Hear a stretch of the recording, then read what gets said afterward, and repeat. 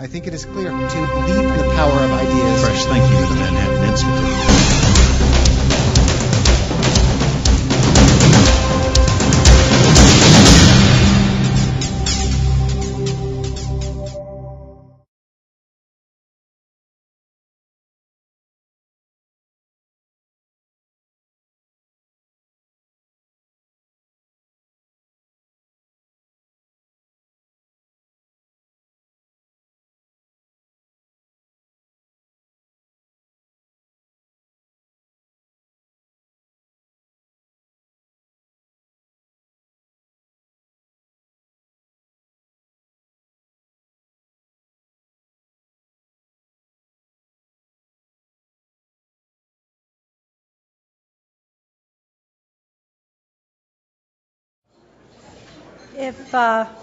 If we can ask you all to continue your meals, chew in silence. It's my distinct pleasure today to welcome Todd Buchholz to discuss the impact of transnational tort litigation on corporate activity and decision-making in the global economy. Todd truly exemplifies economic expertise and business savvy. As a leading economic expert, he has written several critically acclaimed bestsellers. He's advised presidents, taught college economics, managed a multi-billion-dollar hedge fund, co-founded a consulting firm, served as president of a company, and frequently contributes to leading news outlets and publications. He holds advanced degrees in economics and law from Cambridge and Harvard. He was a 2009 Cambridge Fellow and won the Alan Young Teaching Prize at Harvard. He also co-produced the popular Broadway success Jersey Boys, so we want to hear about that also, Todd. He's a frequent contributor to ABC, CBS, CNN, PBS, NPR, and CNBC, where he hosted his own special. And he's had numerous best-selling books, one entitled Market Shock, 9 Economic and Social Upheavals That Will Shake Our Financial Future. We're very fortunate to have him today as our luncheon speaker to provide his expertise and input. So with that, please join me in welcoming Todd.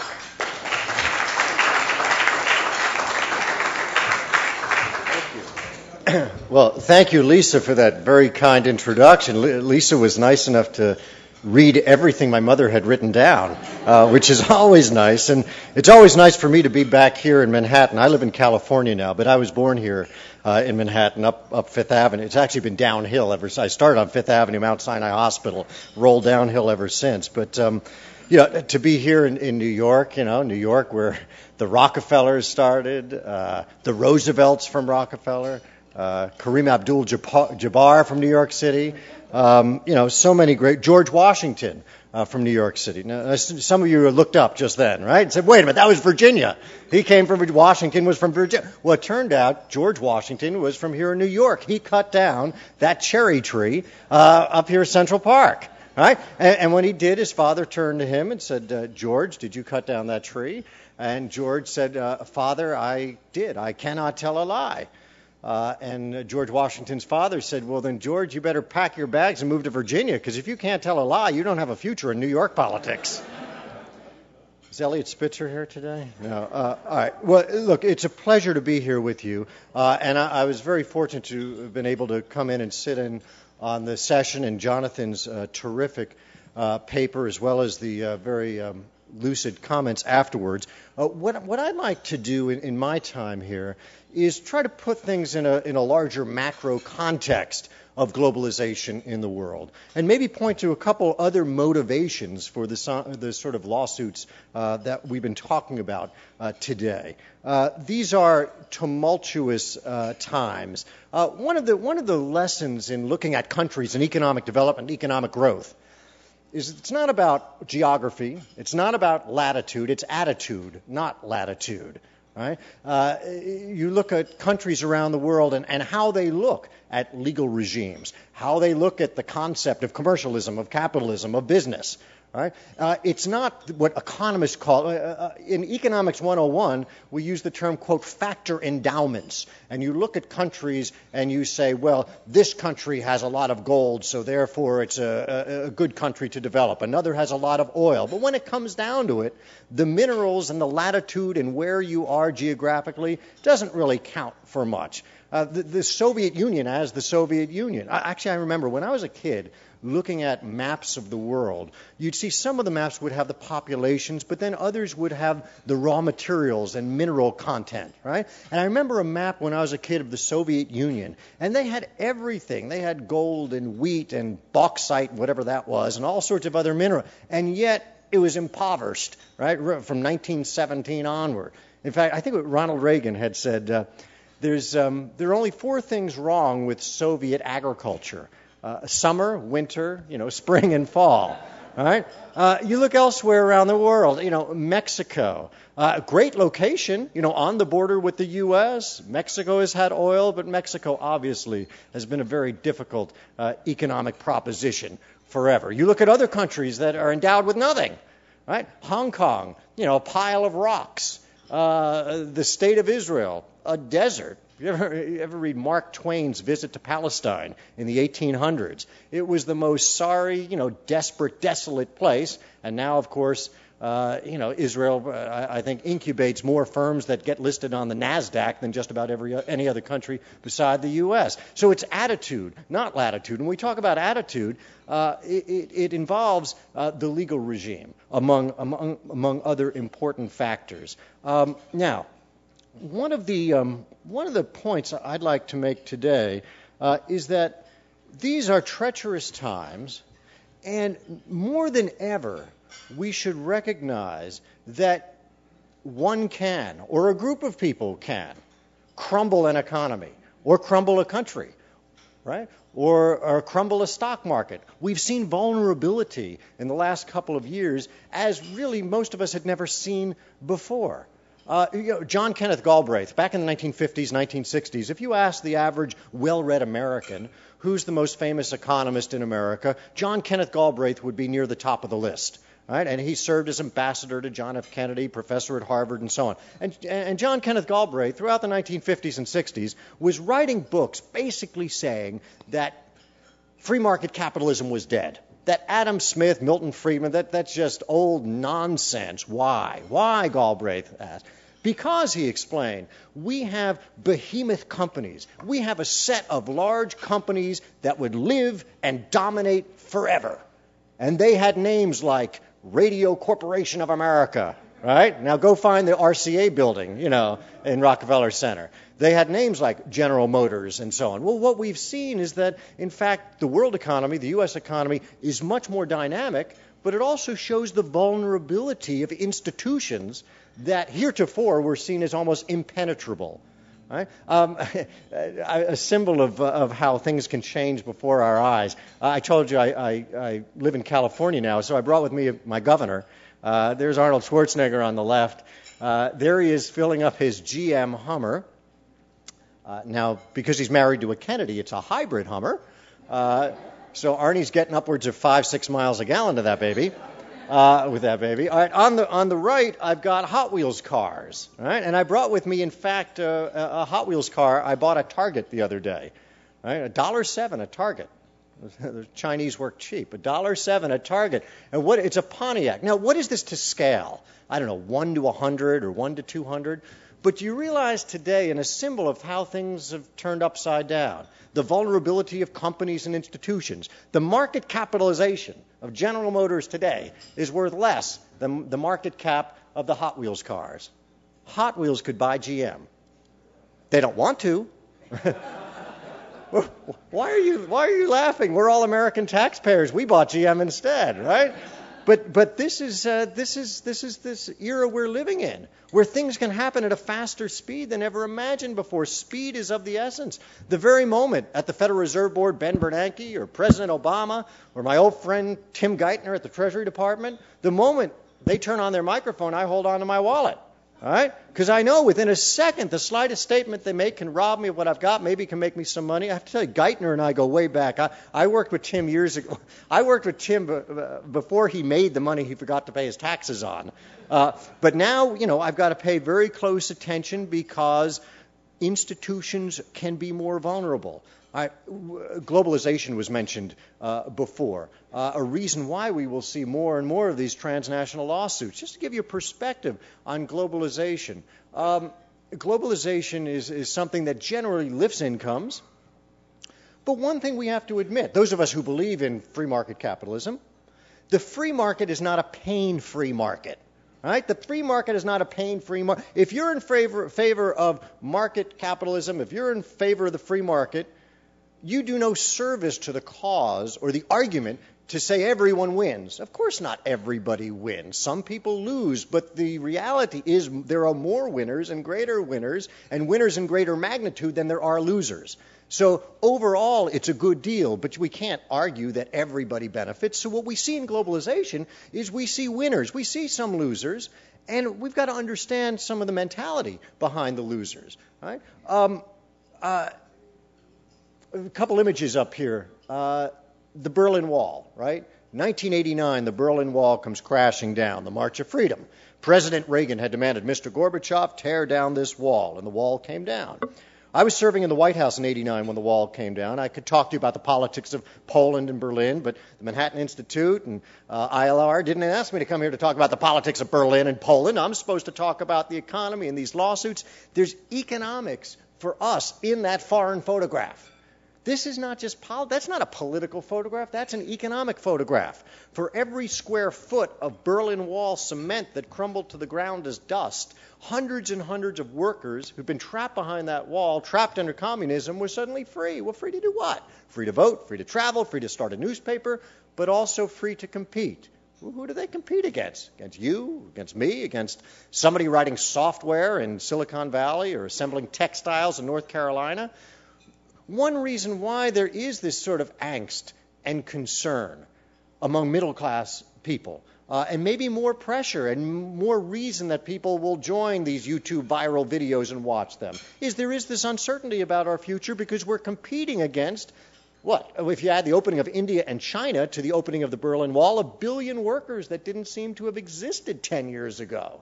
Right? Well, look at the chopsticks. The middle classes in Europe and the U.S. in particular, feel themselves in a pincer movement. Right? Prong number one, you speak to middle-class voters, politicians speaking to middle-class voters, say, well, what's your gripe? They say, well, we can't get higher wages. Right? Why can't you get higher wages? Because we're competing against 1 billion people that didn't seem to have existed 10 years ago. Prong number two, and this is less important for our discussion, you ask people, what are other financial problems? Well, when I go to the supermarket, everything I take off the shelf to put in my shopping cart costs more. Why?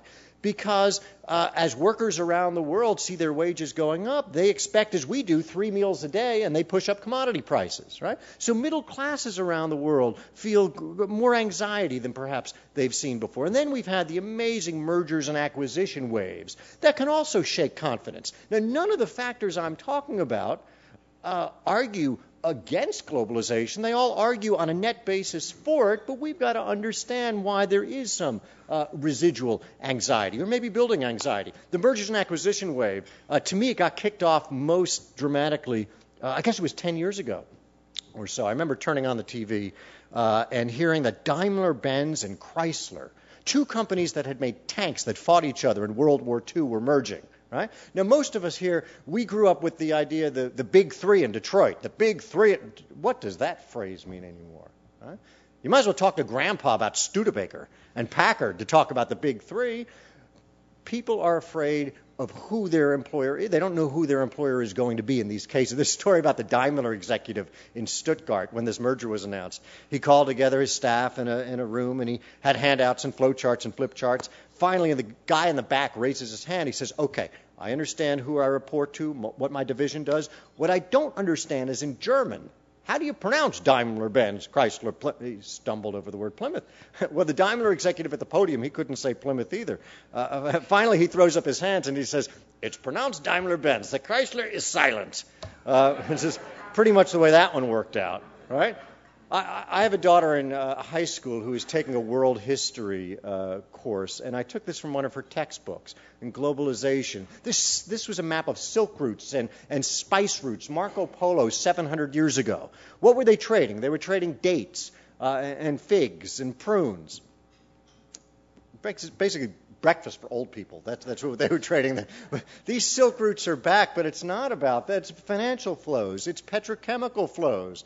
And it's going to be litigation flows as well. And there's no stopping the force of that movement towards litigation because it accompanies, as Richard and others said this morning, the globalization movements. Now, one of my big concerns is when we talked, or when the gentleman this morning spoke of motivations for these lawsuits, to increase the plaintiffs and the settlements and so on. But let's be honest. One of the motivations for maybe not the specific lawsuit, but all that rides on the back of it, is a hatred of capitalism. It is a hatred of modernity. I believe both Gandhi and Zhou Enlai had the same quip, or it's attributed to each of them. And the question was, what do you think of Western civilization? And they both purportedly answered, well, it would be a good idea. All right?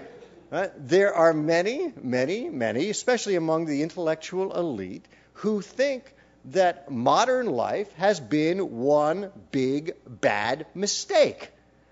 And they have, dreams of going back to Eden, or some other, nostalgic yesteryear that never existed. But they use any kind of corporate action and alleged impropriety as a vehicle to express. So we saw when the World Trade Organization met in Seattle some years ago, we saw bricks hurled through the plate glass windows of Starbucks. Right? Now, what was you can create a march within a second nearly any place in Europe on those sorts of bases. With the whole question of frankenfoods, genetically modified foods, let's repeal the agricultural revolution. And if you actually, about a year ago, a gentleman, one of the most brilliant and important scientists in history, Norman Borlaug, had passed away. He was the gentleman who basically devised a system by which you could grow durable wheat in Mexico and Africa and Latin America in a way that ended up saving millions and millions of lives. But that can be characterized as frankenfoods, right, by those people who just want to repeal whatever progress was made over the course of the 20th century. We're all familiar with, quote, the war on poverty, right, that's been going on for 40 or 50 years. It is clear it is economic growth that wins the war on poverty. You look at, these are regional poverty rates in Asia and Africa and Middle East and Latin America. I mean, look what's taken place in East Asia and in South Asia over the last 35 years. And hundreds of millions of people no longer starving. I mean, it's funny, when I grew up, the common cliche, from mom was eat everything on your plate. The kids in China are starving, right? Now they're eating our lunch. But this is not something to be repealed, and yet these transnational lawsuits are the very vehicles on which so many interest groups who want to repeal the 20th century and stop the 21st century from going forward are riding on. You look at now is not the best time to be talking about the energy sector as the BP crisis goes on, apparently unabated, while the CEO apparently goes to a yacht race and the president plays golf. But some graphs here are sort of interesting. Progress, not plundering. You speak to any of the folks who latch on to these lawsuits, who believe that basically the last 150 years have been a dreadful mistake, and they believe, who are their enemies? Big oil, big pharmaceutical, any other group you want to mention.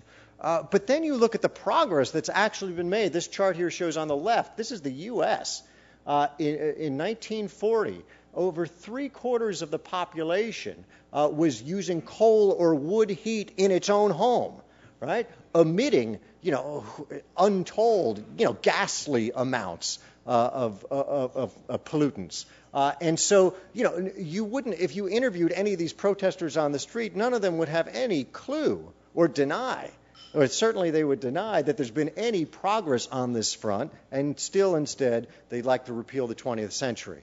And, of course, any progress we'll make in the 21st century.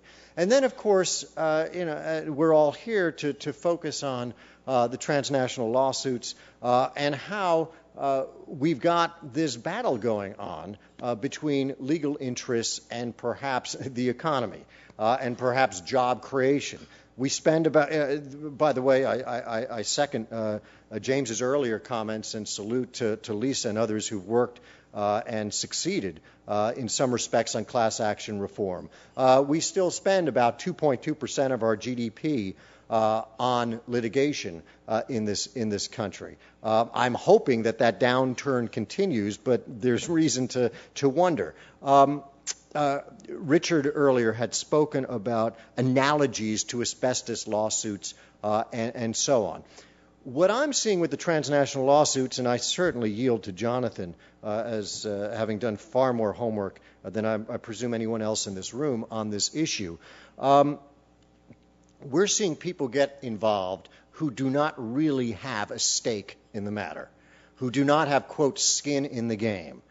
And there's nothing more perverse for incentives when people get involved in an economic matter who do not have skin in the game. I don't want to have a whole digression about the meltdown of financial institutions and mortgages and so on. But when you have Mr. and Mrs. I deserve 4 bedrooms and a jacuzzi who gets a mortgage without having to show their tax return and put any money down, they don't have any skin in the game. When you have a mortgage broker, he doesn't put any money down, he doesn't have any skin in the game. Whenever you've got people involved in economic transactions who have no downside, then you've got a problem. So what I'm seeing are people getting involved in these lawsuits who really don't have skin in the game except their, quote, cause. Now, I've got that bus there just to remind me. I don't know how many of you are familiar with an experiment the state of New Jersey did some years ago. They deliberately provoked, or they staged what looked like a bus accident to see what would happen. Well, what happened? Everyone got off the bus safely, but 17 people who exited the bus then got back on the bus so that they can claim injury. 2 people who were not on the bus in the first place saw, there's a bus broken down, I'm going to hop aboard so I can file suit. Right? We're turning into a legal regime where this is increasingly the case, where people with lack of skin in the game get involved and add to what is already the high cost of jackpot justice. I had done a study that the Chamber had sponsored a few years ago with Robert Hahn from AEI and the Brookings Institution. And what we found was those states in the U.S. who were most friendly to class action lawsuits grew more slowly during the boom years in the 1990s. They basically lost out on the opportunity of about 33% of their growth. Right? So the burden of this is on jobs. The studies I've done show about 1.5, roughly, over 1.5 million jobs would otherwise have been created. Manufacturing costs up about 3.2% as a result of these sorts of litigation burdens. Which, you wonder, why do so many companies put plants outside of the U.S. and hire foreigners and outsource? Well, why would you hire an American? They cost more, you got to pay into Medicare, Social Security, who knows what that's going to turn out to be. And on top of that, no doubt they've got a brother-in-law who's an attorney who will sue you if you ever try to fire them. Right? So we sort of chase away jobs, and which makes it more vital to look at these transnational lawsuits and see what they can do. Now, of course, when you look at class action lawsuits, and I think the analogy is apt, the bigger the number, the more likely you're going to get a settlement. So you sign up as many plaintiffs as you can. You inflate the numbers, the damages as much as you can, because ultimately they don't care about winning on the merits. It's extracting a huge settlement, and then of all those free riders who are just in it for, quote, the cause because they hate commercialism, capitalism, and so on, they win in any event through the embarrassment of it all. Now, this is sort of interesting. This is, you may remember the Ed McMahon case. Poor Ed McMahon, right?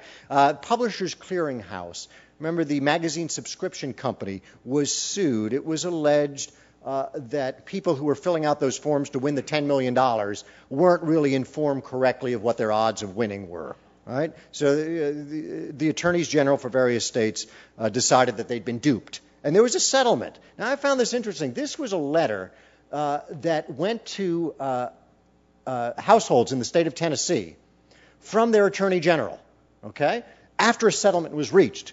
Congratulations, you are the winner. As a Tennessee consumer, in a settlement with American Family Publishers, the Tennessee Attorney General's office entered a multi-state agreement today on behalf of the Tennessee Division of Consumer Affairs with the magazine distributing company AFP, known for its catchy contest ads featuring celebrities Dick Clark and Ed McMahon, has agreed to pay some of the 33 states involved, now get this, $1,250,000. All right? A paltry sum. Tennessee's share, totaling $50,000, will be used for consumer protection purposes. Now, can you imagine all the legal time, court costs, admin costs that were related so that the state of Tennessee could get $50,000 to spread around? Now, that was that story. But now look at it in the case of transnational lawsuits. You can laugh and snicker $1.25 million for Tennessee. But if we're talking about Honduras or Guatemala or Bangladesh and impoverished areas, that might be enough of an incentive when you're earning roughly pennies and dimes and nickels a day.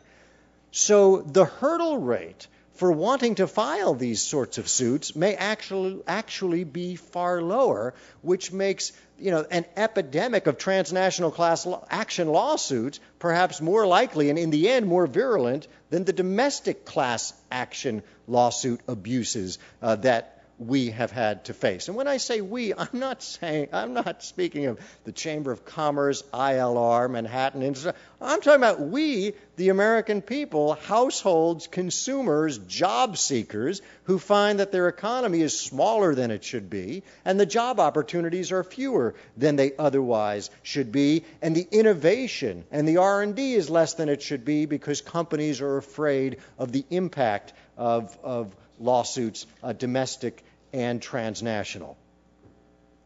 By the way, I have this slide up here. I had an experience the other day I wanted to share with you.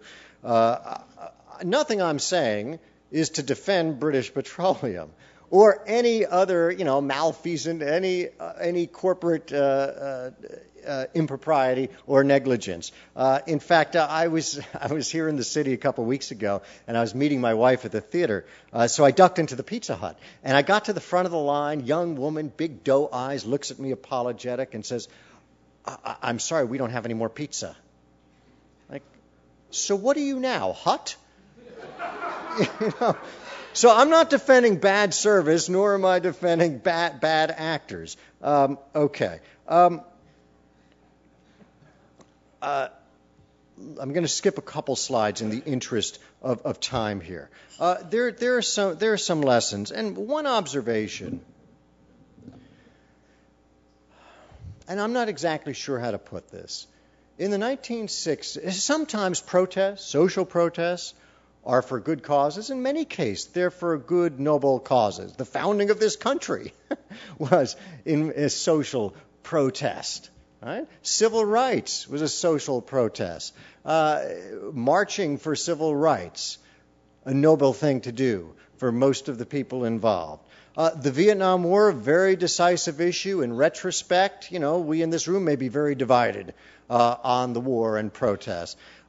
During the late 70s and 80s, there were protests across college campuses against South Africa.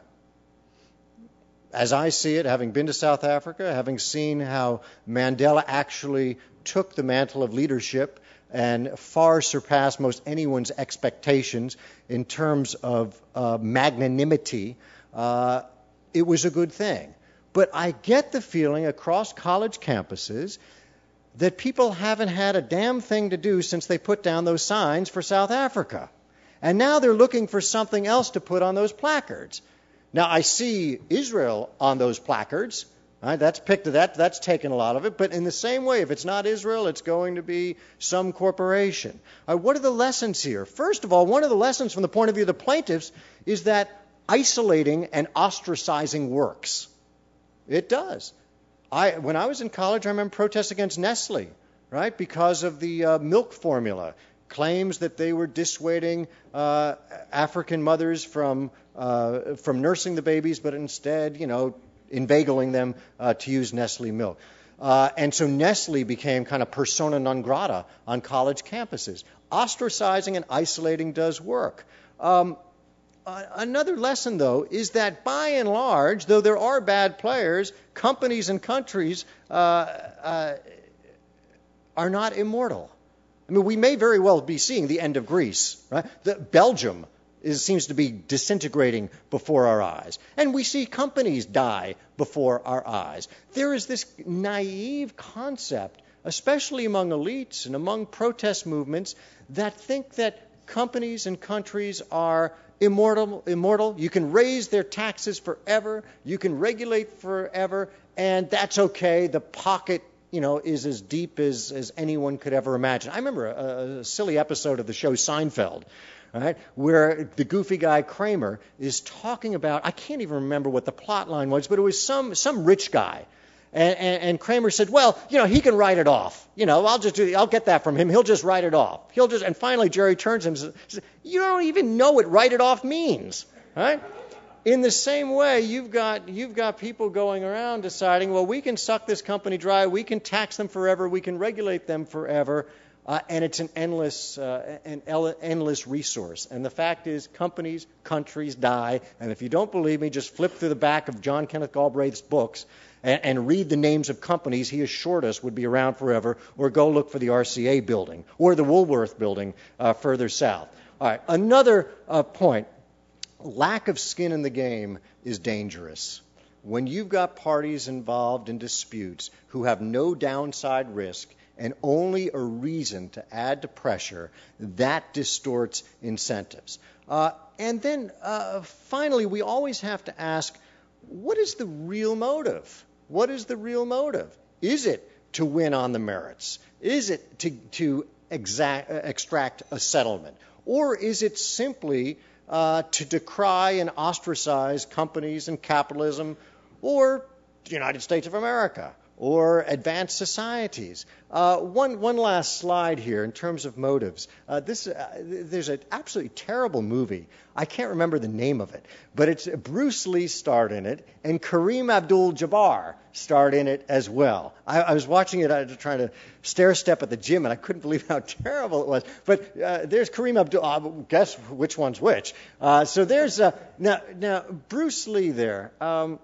Interesting story. He came to San Francisco from Hong Kong in 1964, and he wanted to start a dojo, a studio, to teach karate, kung fu.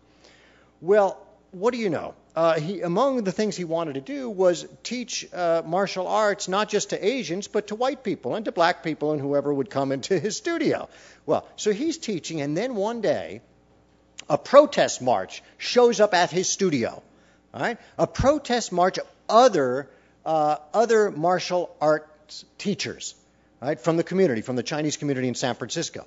And they basically, unravel a scroll demanding that he stop teaching whites and blacks and non-Asians, and that he get the proper qualifications before he opens up a studio. Well, Bruce Lee says, no, I'm doing what I want. I came to America. This is my studio. Get out. And they say, well, if you do not close down your studio and accede to our demands, we are going to bring in our mentor from China, a guy named Jack Wolf Mann, and he's going to beat the hell out of you. Right? And Bruce Lee says, well, bring him on. So what happens? They find a small arena to stage this event. There's Bruce Lee, whom no one had heard of at that point. There's Wolf Jack Mann, the famous mentor of all the martial artists in San Francisco. And the fight Wolf Jack Mann starts by saying, all right, no gouging the eyes, no kicking the crotch, and Bruce Lee said, no holds barred. And they go at it, and Bruce Lee beats the hell out of this guy, who turns his back and tries to run out of the arena. All right? Now, what is the real motivation here? Was the motivation to stop Bruce Lee that they didn't want him to teach white people or black people? No. Was it that they didn't think he had enough training? No. What was the motivation? It was a guild.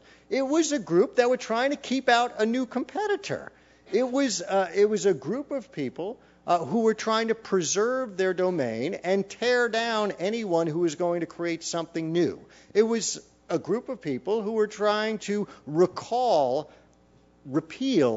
free market enterprise. That's really what it came down to. So when we look at these transnational lawsuits, it's not simply a matter of, there's some greedy lawyers who think they're going to make a lot of money. Sure, that's there. And there are peasants who live a terrible life, who feel as if this may be the one ticket that they've got to succeed. But it's also this larger framework of people around the world who think that everything we're engaged in has been a terrible, terrible mistake. Now, let me close with one with one story here. A story about a guy named Harry. Harry hears that the New York lottery is up to $100 million. So he goes to church down on his knees and he says, God, let me win this lottery. I'll do good things with it. Well, week passes. Harry doesn't win. Next week, it's up to $150 million. Harry says, God, if you let me win this lottery, I'll do good things. I'll build a new wing on the hospital, new wing on the school. Nothing. Next week, Harry's on his knees. I've been a good son. I've been a good father. I've been a good neighbor. There'll be a whole new hospital, a whole new school. Just let me win this $200 million. A booming voice from the heavens. Harry, meet me halfway. Buy a ticket. All right? Well, we've got people involved in these transnational lawsuits who have not purchased a ticket, but see themselves as winning, and it doesn't have to be a win in the courtroom.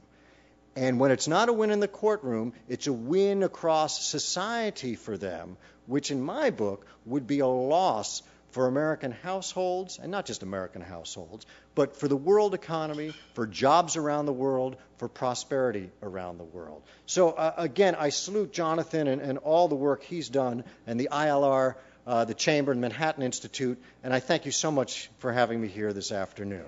Thank you. Yes. Thank you.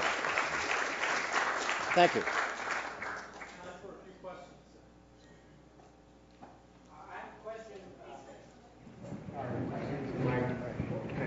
It's about skin in the game, and it's a question to you as an economist. I happen to have been sitting at a program next to Yui Reinhardt, who's a health economist, and I said, from personal experience, because my father was on Medicare, and he had Medigap, and he could afford the 20%, right, copay, which is skin in the game, but he had AARP Medigap, so everything was free. And he had no skin in the game, and he talk about waste. Okay, so I said, why don't we outlaw Medigap so that everybody has skin in the game, and people who can't afford the 20%, and my father could afford the 20%, we'll subsidize them. So my question to you as an economist and to him is, where were you guys?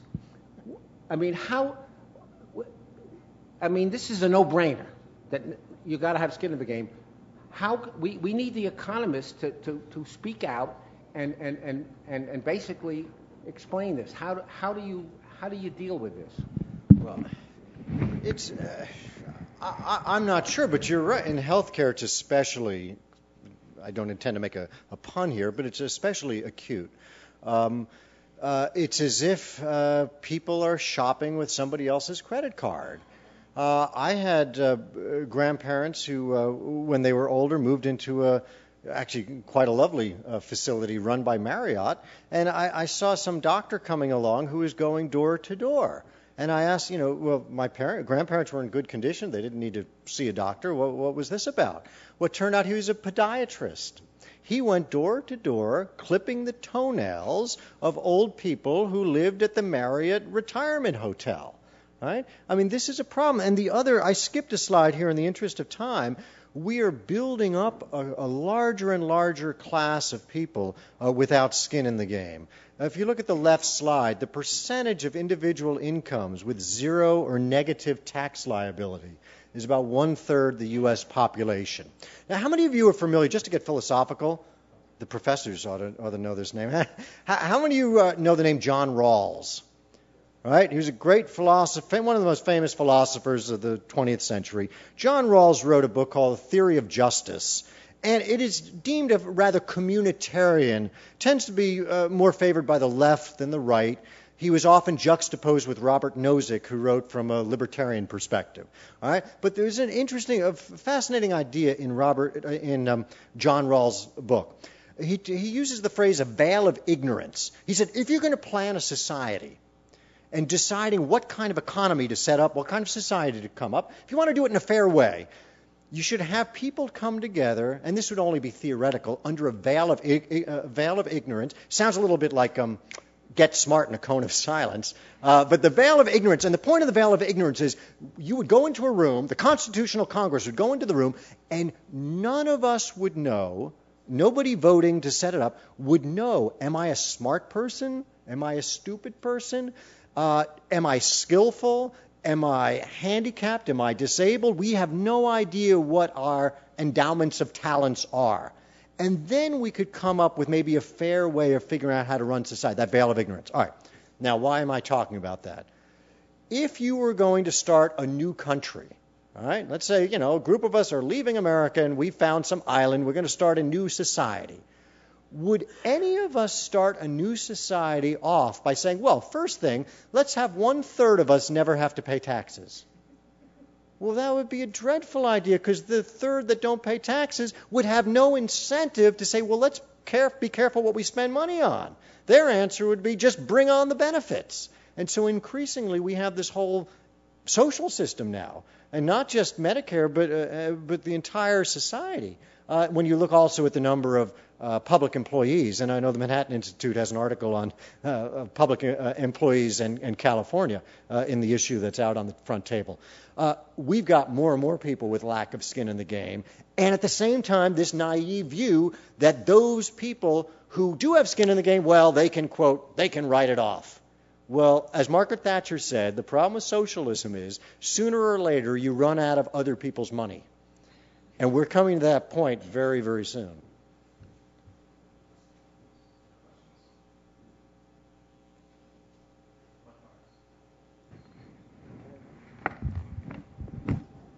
Thank you.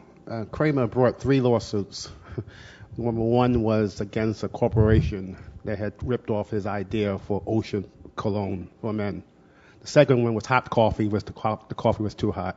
And the third one was the heir to the chocolate, O. Henry, who wore her bra as a top. So those were the 3 lawsuits, each of which he had skin in the game, but so to speak. My question to you is, in terms of skin in the game, there is something called the public interest. And people believe that corporations, despite their social policy in terms of code of ethics and things like that, they do not follow the rules of their own game, and they take actions which are against the public interest. And that's the public interest bar that was referred to earlier this morning. So the trial bar, or the plaintiff bar, is attempting to facilitate and to vindicate a public interest, a governmental and public interest against the corporations. And so what is your response to the public having the skin in the game, as not as a matter of individual violations of rights, but as of something that, in terms of the public's right to have a clean environment, the public's right to vindicate a social concern? Well, as I said, nothing I've said, I hope, would exonerate companies who do dastardly things. And there are companies that do dastardly things, and I believe in damages, and I also believe in standing. So I believe in all of that. But I think, one of the misconceptions of people who don't know anything about economics or business or perhaps even law is this assumption that all companies are fly by night, right? that, the companies are rip-off artists, and they just want to take the money and run. Now, surely there are some like that, and it seems there may be predators now promising people they're going to renegotiate their mortgages and so on, and they should be prosecuted if they're duping people. But most companies, and especially those that tend to be the target of these suits, are in the game not just for one customer once, but for repeat customers, right? To keep themselves in the game, right? Hewlett-Packard doesn't make money by selling you a printer or some ink that's going to malfunction, because then they're going to run off to some other customer. And obviously, and I should say, especially in this world where you can go to Yelp.com or TripAdvisor.com or Amazon.com and get other people's ratings of how companies have interacted with them, I think it probably should be less and less of a concern over time, and yet the litigation would suggest that it's becoming more and more of a problem. In fact, let me just see whether there's one other slide I may have skipped. I can go back to if I did skip it, and no, I don't have it. But let me tell you, I deleted a slide that raised a hypothesis. Maybe it's possible that the epidemic of litigation in the U.S. is because companies are acting more nefariously, and more perniciously. Right? Maybe we do have an epidemic of bad behavior. Maybe companies are showing rampant disregard for their workers and for their customers. Well, the slide I would have showed you shows when you look at measures such as fatalities and injuries on the job, right? When you look at, in fact, injuries actual injuries by consumers, basically over the course of much of the 20th century, that graph would show a decline, an increase in safety, which suggests to me that the increase in lawsuits is not about more bad actors, but it's about an environment, a regime that creates a more attractive environment for suits. And I have to say one other thing. Last night, I was flying out here on a late flight from San Diego, and I was reading Jonathan's tome, and I had my headphones on, and this guy at the window seat nudges me to point out the window. I hadn't heard about this, but apparently there's a major fire in Flagstaff, and we saw the plumes of smoke. It actually looked like photos of the BP disaster in the Gulf. And so we got to talking. Why was he coming out here to New York from San Diego? It turns out he's a partner in the firm that had been Milberg Weiss. I thought, well, that explains why he's so interested in looking at a tort, out the window. And I asked him about Bill LaRock, and he said, well, he's sort of retired to spend more time. And he was about to say his family. I said, with his felons. But the point is, this fellow is coming out to New York because he's a member of the New Washington, Pennsylvania, and California bar, and he's going to Albany today to be sworn into the New York bar. And I asked him, without telling him what we were doing today, I said, do you know anything about the Alien Torts statute? And he said, not really. Should I? I said, no, not important at all.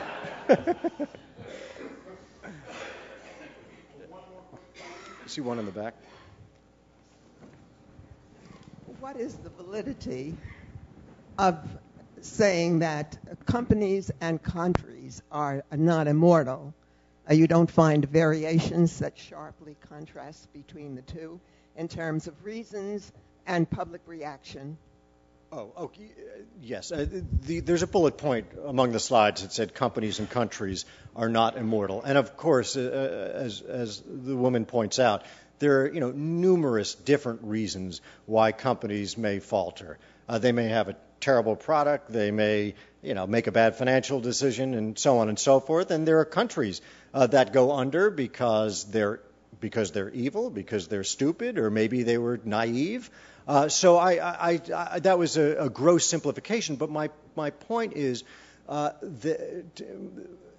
there are those involved as hangers-on and fellow travelers and free riders on these transnational lawsuits that seem to believe that you can impose untold punishments on companies and burden countries, and it'll never show up in any real way. And my belief is that, in fact, you can easily drive companies into bankruptcy, and for countries, it's less likely that they go out of business, but more likely they experience far less economic growth and ultimately zero economic growth. By the way, one book to recommend other than my own, there's a book by a great economist now deceased at the University of Maryland called Mansur Olson. It was called, was it The Decline and Fall of Nations? I missed the title. The Rise and Decline of Nations. And Mansur Olson's point is that as countries become more mature, they end up with more regulations, with more taxes, with more splintered social protest interest groups, and they become like barnacles on the ship of state. And so ultimately, that ship of state has a much tougher time going through the waters and achieving economic growth. And we're dealing now with barnacles that are getting larger and more dangerous. And hopefully, they won't be skidding our economy to a halt, but they're certainly not speeding us up as we try to achieve prosperity. So thank you for your point. Thank you.